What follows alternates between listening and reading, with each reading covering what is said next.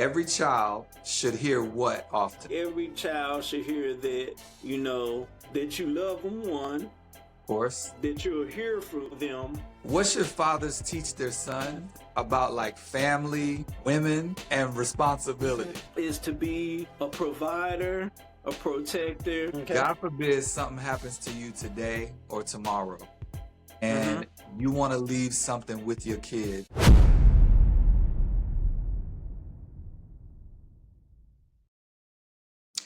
All right, family, we're here for another one. We got fathers back to back, man, and we're just in a space where we want to highlight fathers. That's what we're doing. We're highlighting fathers. With all the negativity out there, we got to bring some positivity to this thing. And we got another father on deck.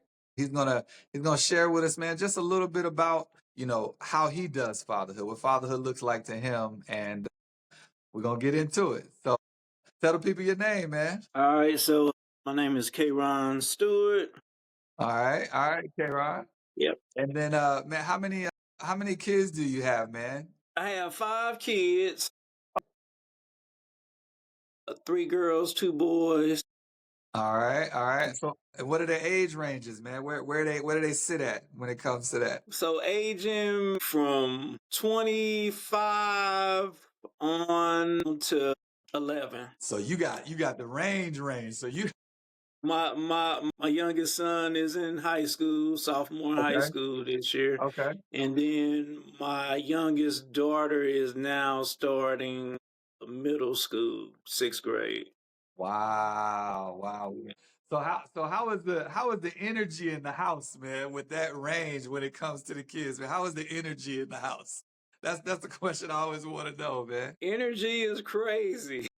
But I will say, within the last 6 months, I want to say, in the last 6 months, I've had my oldest daughter come back to get herself kind of right, and of course she got her 2 little ones. So yeah, energy is. Gotcha. Energy is crazy. So you got grandbabies in the house too. Okay. Yes, got grandbabies in the house, and man, wow, it's different. He said it's definitely different. That's the best I can say. So, like, and, it's funny you say that, man, because I'm sitting here thinking about all kinds of family dynamics, all kinds of family households, and the one thing I wanted to ask you, in kind of in addition to having a house full, what does it look like when you're thinking about, sometimes we got to reflect, right? We got to take a step back and look at what, how I'm doing fatherhood. If you had to make an assessment on Kyron's fatherhood, what would that assessment be right now, man? Just no holds barred. What would you say on your fatherhood right now? My fatherhood, for me, honestly speaking, it can always be better. Right. But you try to, I try to be present. Yeah. But at the same time, I guess at this time of age, I try to, because it's a difference of how you came up versus how they're coming up. Absolutely. And I came from, I had a mom. It was just me and my mom's. But, it was also my grandparents and my uncles and all of that. I do try to give them some type of space. Okay. Per se. Okay. But I also try to let them know, look, been there, done that. Right. And, I'm giving you don't have to go through what I went through, because I'm telling you how it's going. But if that's the route you choose to go, then so be it. Because sometimes it's, I'm a big believer. I don't like giving them everything. I feel like, because I feel like when you give them a lot, they don't know how to necessarily take care of it. So I'd rather them earn it, because when they put their blood, sweat, and tears into getting it, and I help if I can. Of course. But when they put their own blood, sweat, and tears into it, they learn to appreciate it more and and be more cognitive of what it took to get whatever it was that they want, whether it be the new iPhone or Right. car or whatever. Man, So no, yeah.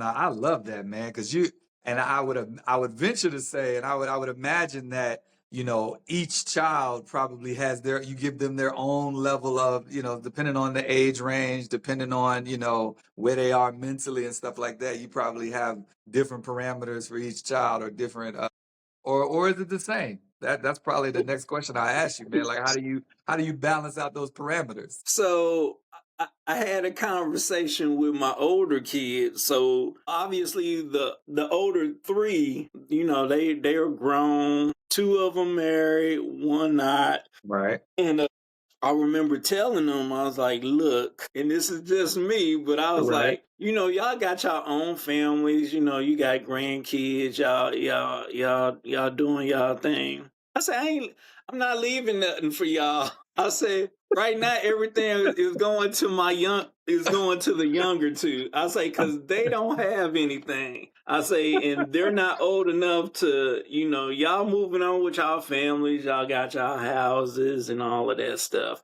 I Right. said, so right now I'm looking toward the younger two. And now when they get to that point, Right. then maybe I'll reestablish, my parameters of what I'm doing and, Okay. and things of that nature. I each child, each kid I have my own different, relationship with, Absolutely. Obviously I don't hear from the older ones as much unless, they hit me up every blue moon Yeah. or if they need something. If they need something, right? Yeah. That But as means far as the younger two, my son is getting to that teen. He's in that teenage area, and so he kind of keeps to himself for the most part, do his right. own thing. Now lately he's gotten into track and field, and he know that was my thing, so we kind Right. of bond on that. Oh man, that's Also, powerful. Yeah. the when he wants to go do something, like he'd be like, "Hey, Dad, it's a WE thing coming in. Can we go see it?" And that'll just be us, Oh man. father son. We go see that. And Man, then that's my powerful. my youngest daughter, she's actually a state, surprisingly to me, is a Okay. state gymnastics champion. She Wow, just wow, she just wow. won that this year, and Right. man, was so surprised. But That's powerful, she's man. always been more of a daddy's girl anyway, Okay. and it's she always underneath you, and you'd be like, that's. Right. It's enough. But It's enough now. no, Like I'm ready to. yeah, she but I see her growing into her own too. So Mm, it's like you say, dynamics is different with each with of each them. child. Yeah. My oldest one, I think we bonded through soccer. Okay. Okay. And then my the second oldest was also track and field, and he loved to draw and art, very artistic. So And then that's my middle daughter, the one that did this came back, she was always my outgoing child. Like she want to jump out of planes, she want to do all the daredevil stuff. And I was okay. like, "Where do you get this from?" Of This ain't for course, me, right? I was told that it came from me, but yeah, she's always been the outgoing one though. But Okay. and she's very self driven though. I'll say that Mm. about her. So Man, that's powerful, man. One thing I'm noticing right now, man, is I love how you're very intentional about recognizing your relationship with each child. Because obviously every child is not the same. Everybody's got their own, different personality, different way of seeing things, and their different relationship with you. So I love how because I can see you reflecting back to each child, yeah. and you're like, yeah, she does this, or he's more like this, more like me. So I love that, man. How do you, and I want to ask you, what types of, because I can imagine there's probably been different stages in you like growing as a father. Like, what have you seen or what have you felt that you've had to mature in when it came to fatherhood? Like, what have you had to like mature and you felt like, man, just as much as the kids are growing up, I'm growing in this area too, man. As far as that, I think for me it was more so of trying to be present and also take in the mind of sometimes of what they're speaking to you about or Okay. you see all these Listening more, movies like where the listening more. listening because you see these movies and it's so funny. You see these movies where kids are talking to their parents. They telling their parents something, and the kids like, yeah, whatever.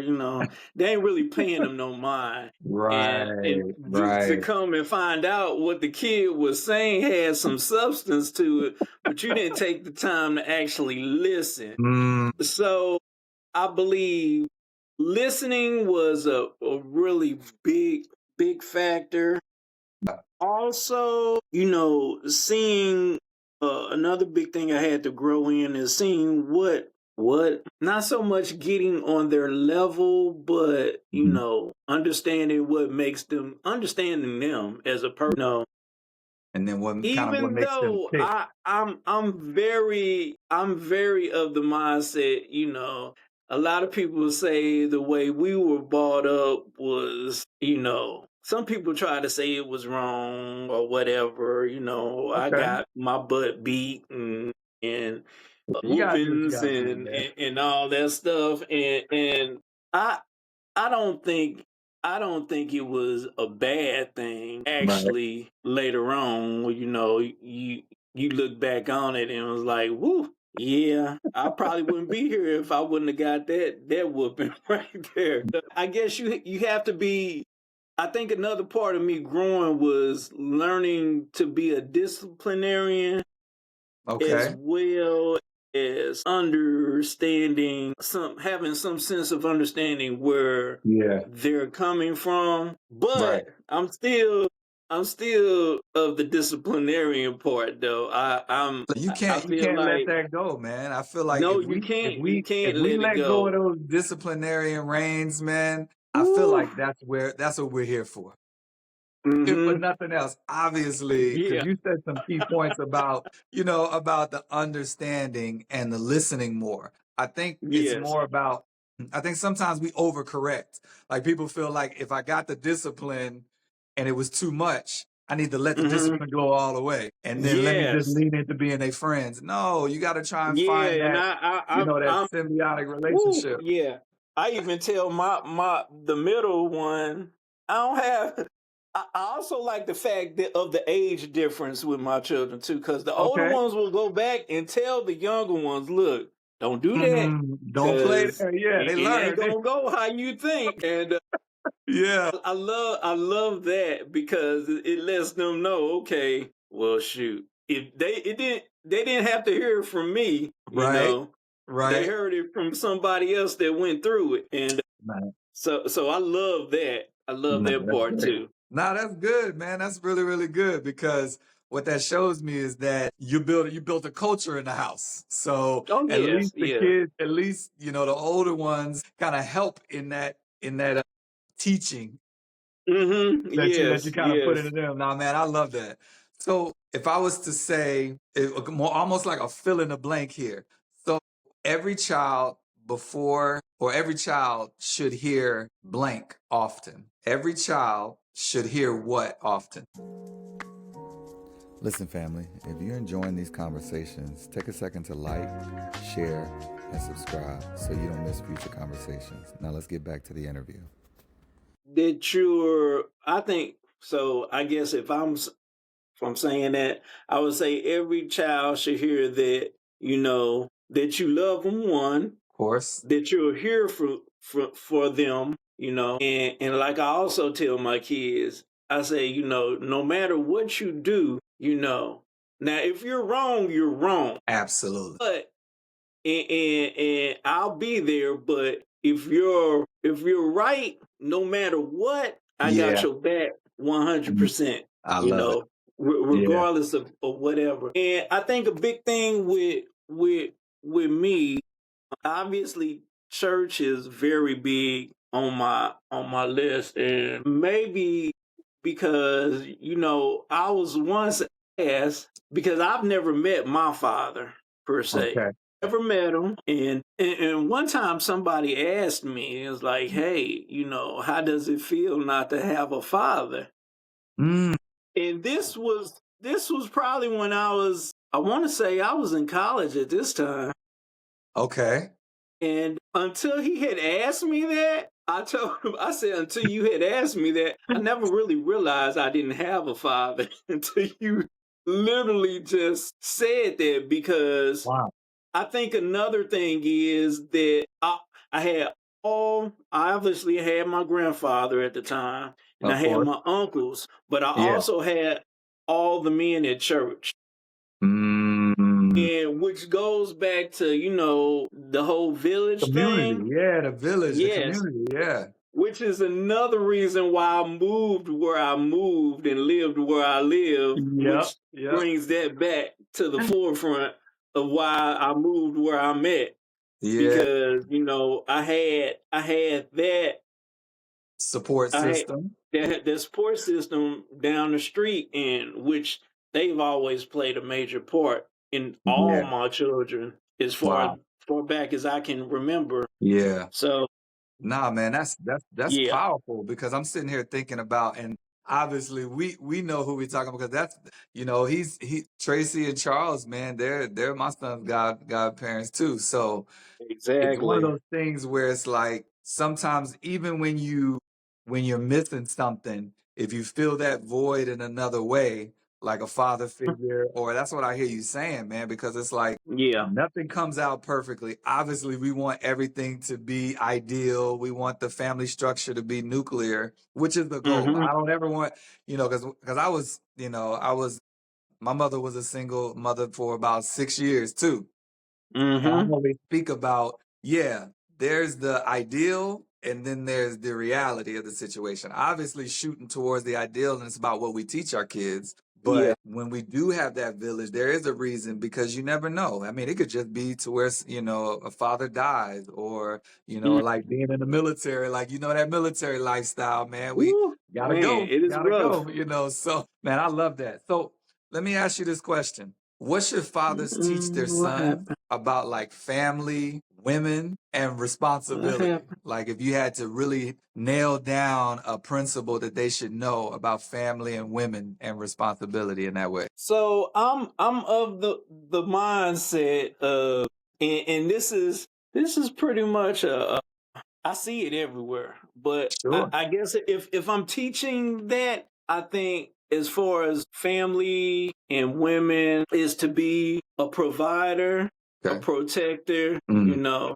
and just a confidant, or that person that you can confide and you know of course you got, and I guess I would say for most people to treat women like you would want your mother to be treated. you know that's that's that's powerful in and of that's itself. the Yeah. best way I can put it. Now, obviously you got those that don't treat their mothers that way, but for Right. how we were raised, and how Yeah. you Yep. got one time to say something Just one bad time. about your, yeah, Play if you want to. Yeah. I remember as a little kid in school, somebody said your mama, and I was throwing hands, And and my it was mom's up was from like, there. "Well, what did he say about me?" He ain't really say, at the time. I was like, he ain't really say nothing about you. He just said your mama, Your and that mama. was Yeah. enough. Oh, you She taking was it like, back he now. don't You even taking it know back to me. your mama. So I Yeah. guess that's my whole thing. I get Treat it. treat. I guess it goes back to treating others like you want to be treated. But I would say Absolutely. treat them like you want your mother to be treated. And that's it. That's powerful in and of itself, man, because I think what would you say to this statement right here? Okay. And knowing what you know and growing up how you grew up, right? What would you say to someone who says treat people how you treated your father? or treat people how you would treat your father, because a lot of times it's the mother, which I don't discount nothing It from my is, mother. But what would you say to, and and let's say how you grew up, let's say how even with your kids, if your kids said, yo, I'm gonna treat people how I treat my father, what would you say to that statement? well, I guess it depends on who's saying it. And One, that's one. That's one. but Let's take and let me say this. Let's take the perspective of a good father. Let's take the a perspective of good a father. present and good father. Well, I would say if somebody said that, then I would say to be respectful, to Mm, be, God fearing, yeah, and I mean, once again, to be that provider, protector, yeah, you know, and to do someone, to do whatever it is to keep that family afloat. Because whatever it I feel takes. like the Yeah. father should be that pillar, should be that foundation, Mm, yeah, as far yeah, as for the sure. human side of things go. I feel like that father should be there, and a lot of times you don't see that, and it's kind of sad. Right. But also, and you know, and you just, man, I feel like I I know where feel you're like as going a with it. father, you get the short end of the stick a lot. But you just you grin and bear it, Yeah. and you keep it moving and do what you got to do, to You make know, sure man, your and family is good. it's taken care of. No, and you're right. It's and I'm that's what part of this is for too, man. Is to kind of change that narrative, man, because just as much as, because it is, you're right. You're right. Sometimes we grin and bear it, we move on. But just as important as the mother, the father is just as important, man. And if we can Exactly. get as much as we pour into our family, if we can get that reciprocated, man, I just think Mm-hmm. the family would be stronger. It's not about being Yes, selfish. It's not I about, believe because it. if the family gets lifted up as a whole, I think we could change the world, to be honest with you, man, because Definitely. I think there's a level of discounting the father that we overlook. And then us as Yes. fathers, we kind of overlook it too because we've been dealing with it. So, man, Yeah, we've been dealing with it so long. we've been dealing with it so long, man. So we out here trying to change the narrative, man. Now, I appreciate that though, because that's a reality of grinning and bear it that I think even young fathers should need to know. So let Mm-hmm. me ask you this last question.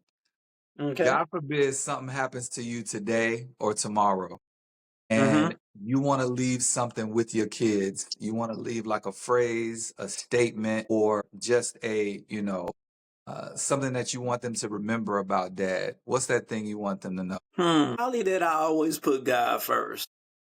Mm, Regardless of the situation, I try not to. I don't think I stress too much about anything. I'll mm, always take it and put it in God's hands, and yeah. and, and go from there. And because at that point it's like, okay, whatever is done. How can I move on Mm, from it? If it's something bad, how can I right. move on from it? Because there's nothing, all you can do is pray about it and keep it moving. Yeah. And so if they're taking anything from me, I would hope they would take that point to keep God first, and whatever it is, pray about it and keep it moving. Move on, And man. and if it be His will, it'll work itself out. It'll work itself You out. know, Nah, and man, I love that because what I hear you saying, man, is just resilience. Like, and that's how you really have to be. You have to yeah. be very resilient and Mm, resourceful, right. and just all that. And it's funny, I just thought about, somebody was saying one time, that Mother's Day is right there, right after Christmas. So you got God, and then you got your mama, and Right. then fathers fall somewhere like down there by Labor Day or Memorial Day. Somewhere up in there, right? Yeah.